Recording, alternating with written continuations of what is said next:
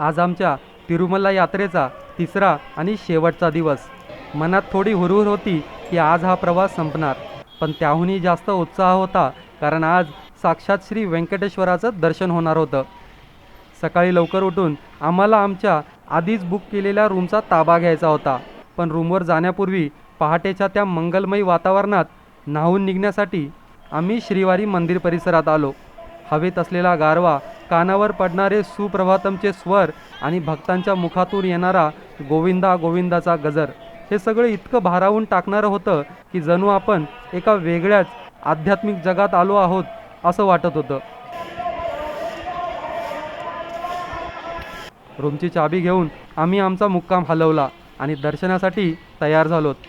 दर्शनाला निघण्यापूर्वी या पवित्र वास्तूच्या आठवणी मनात आणि कॅमेऱ्यात साठवण्यासाठी मंदिर परिसरात आम्ही काही फोटो काढले.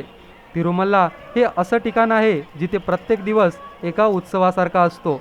वर्षभर इथे विविध विधी, उत्सव, कार्यक्रम सुरूच असतात, ज्याची प्रचिती पदोपदी येतच राहते.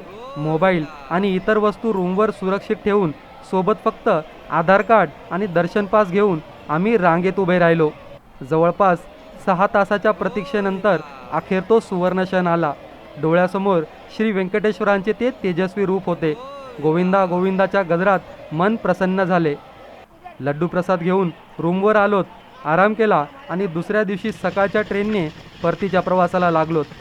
3 दिवसांचा हा आनंददायी आणि भक्तिमय प्रवास खऱ्या अर्थाने सार्थक झाला.